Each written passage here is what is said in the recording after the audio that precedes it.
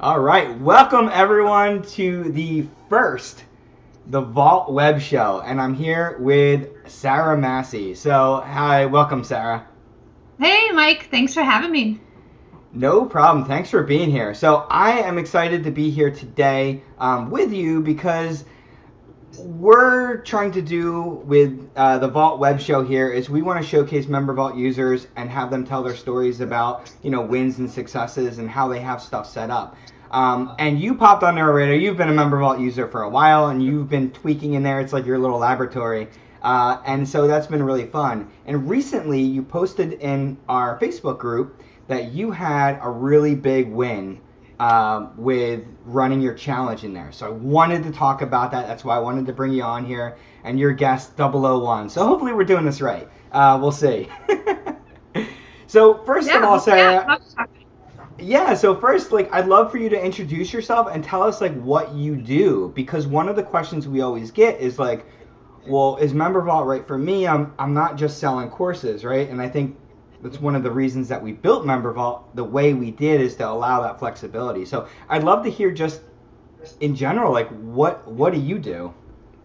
Yeah, so I do a little bit of one-on-one work and coursework, and I've had a membership. So if you look at my Member Vault account, you're going to see a variety of things in there right now. But I did start out as just a done-for-you graphic branding and web designer. Mm-hmm. And at the time when I only had that service, I was not using Member Vault. But about a year and a half ago, I wanted to run a 5-day challenge. And so just based on other people that I knew who were using Member Vault, I felt like that was a really good solution for me to use to run the challenge in.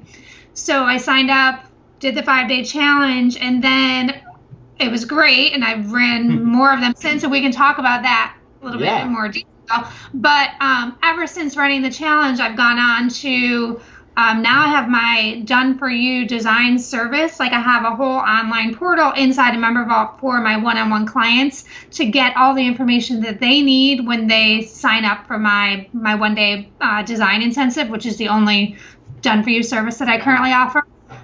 So now they can log in and they can get access to questionnaires and their homework and all the things that they need to do for our design day. So I'm using it kind of for a lot of different things. Yeah, and I love that, and I love that you brought that up, and I feel like that's the dirty secret and nobody's talking about with courses and memberships is that most of us are still doing a one-on-one component done for you because that's the bread and butter. You need to scale quite a bit until you can just totally support yourself with evergreen stuff. So, and that's what I love about using Member Vault. We always are keeping that. You can use it to foster and engage with your one-on-one clients too. So, and just kind of keep that flowing. So I love that you're using it for that as well. So of course you have evergreen stuff in there, courses, but you're also using it to onboard your one-on-one clients, get them ready, get them set up. So yeah. And quite honestly, it's when you use it for your one-on-one services and you've got that nice workflow and that onboarding system for them to go in there and see that, they're kind of blown away because they're not getting that from most of the other one-on-one and done-for-you service providers that they're working with. So when they sign up for my one day and they see that whole thing in there, they're they're just impressed with how professional it looks. Yeah, and I love that. That's great. So on that, I want to ask, and I think I want to ask, see, this is the first episode, right? But I think I want to ask everybody, how would you describe Member Vault to somebody else? If you're talking to somebody and they're like, oh, I see you're using this platform, what is Member Vault? I know what my answer is, but I'm way too close to it. So I'm always curious to hear what other people's answer is.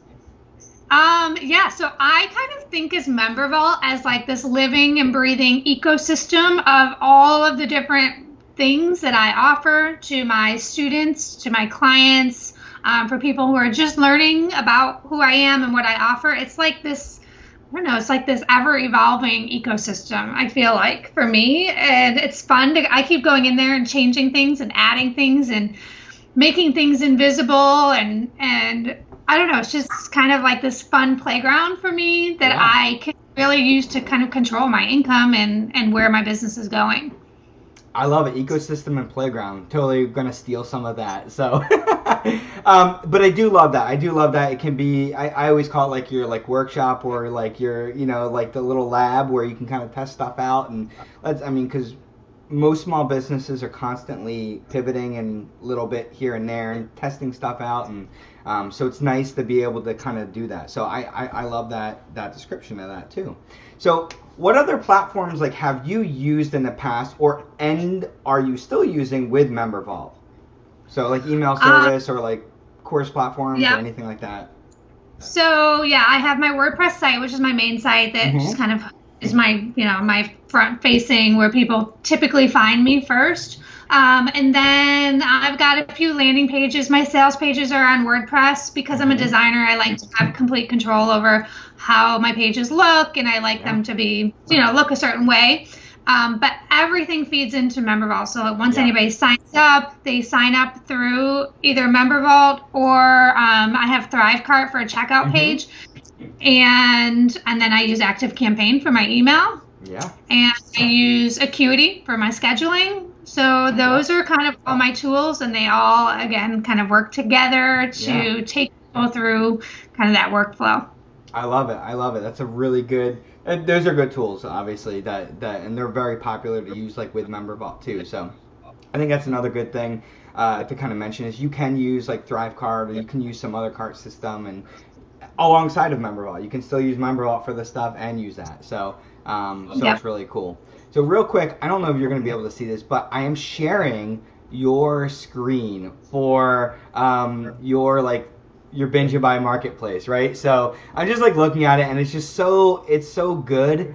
Like I just love how you have like the available products that you have, and so I know you were talking about how you have a bunch of stuff out there. So you have like validate whether the 1-day intensive model is good for you, complete blueprint, your free 5-day branding challenge. Is that the new challenge that you've done, the 5-day challenge? Yeah, the 5-day challenge. That's the big one that I did in September. Yeah. So I need to get in there. Actually, now that you're mentioning, I think it says next challenge fall. It actually just happened, but I need to just change out the image. So there will be another challenge, but that's the one that I ran in September with crazy success and engagement.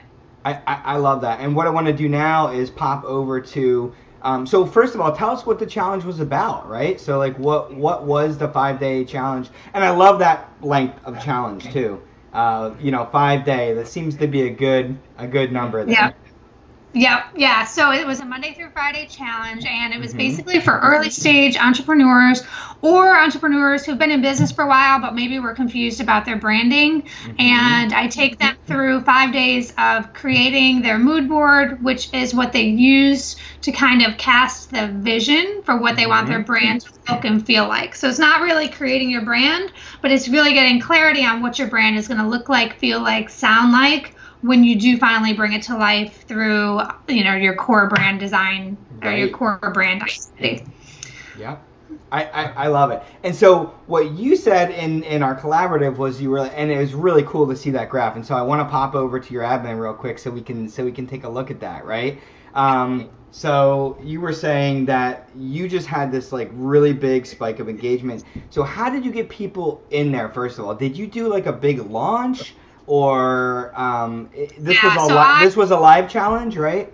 It was a live challenge, and I ran Facebook ads to it. So I had ran the same exact challenge organically several times last year, and every time I ran it organically, I was getting a few hundred people in to the challenge just through networking and building organic relationships. Yeah. And then this year, I decided, okay, if I can get 200 or 300 people in organically, I wonder what could happen if I ran ads to it. Right. And so I ran it in April, and I got about 1,000 people in there, and it was awesome. Like the whole thing was just incredible. And then I ran it again in September, and I was thinking, well, I wonder what will happen if I double down on ads a little bit and see what happens. And there ended up being like I think I had 1,800 people sign up, and about at least 1,000 of those people actually logged in, went through the challenge, engaged with me I had like over 20,000 comments in my Facebook group, like in that week.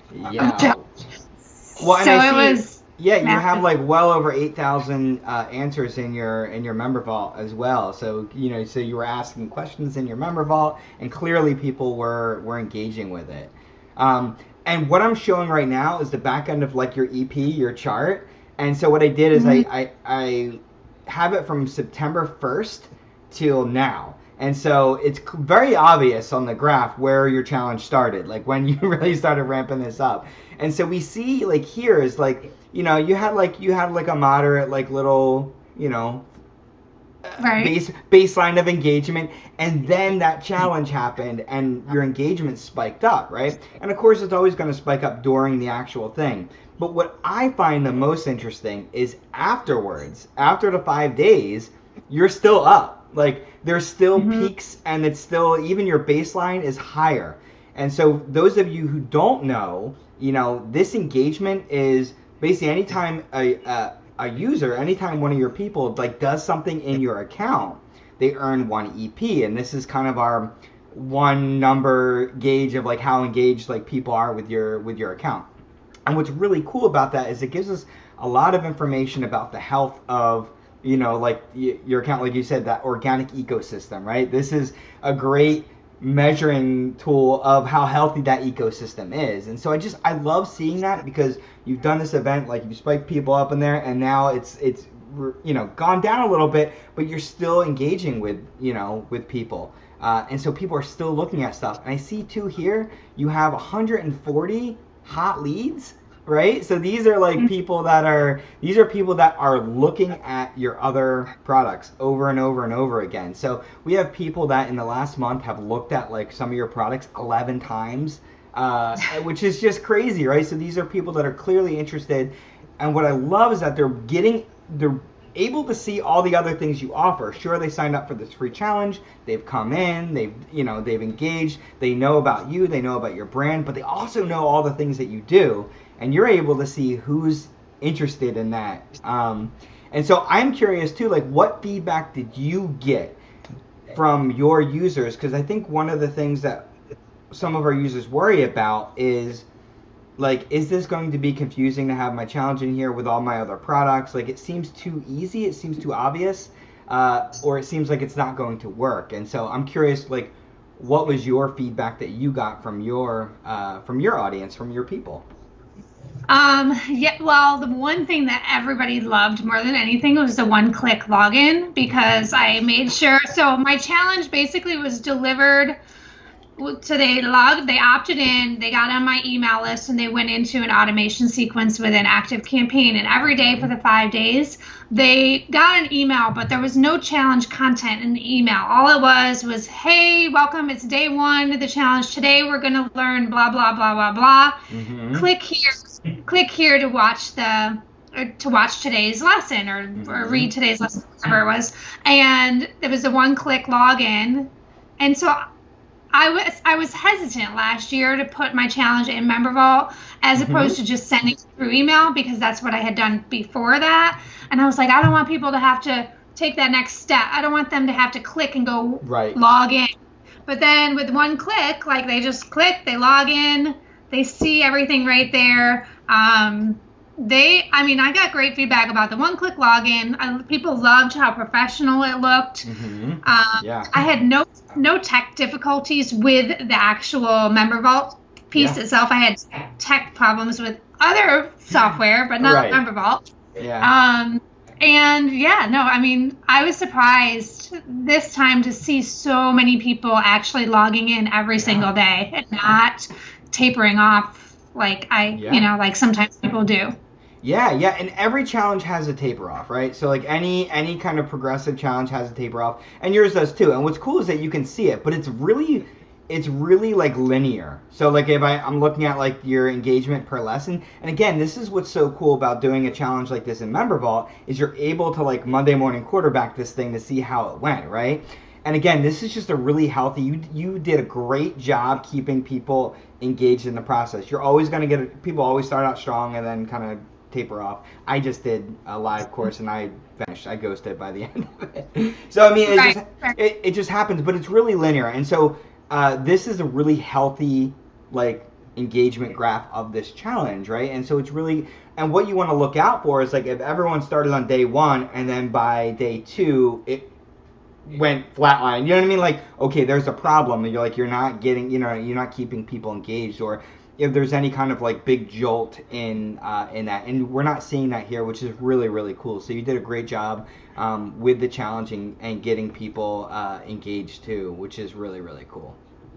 Yeah, one thing I wanted to mention was one of the previous times I ran the challenge, I think in the April one, after the challenge was over, I set it up so that they got removed access for everyone who had signed up. So if they didn't go through the 5 days, then they were out of luck. They couldn't go through it. Well, this time I decided just to let them keep everybody signed up, whether they went through it with us or not. They all got to keep access to it. And so the challenge ended like 3 weeks ago. Yeah. And I got an email last night from somebody who was going through it and just had a question about one of the lessons. Yeah. And so it's interesting to me now.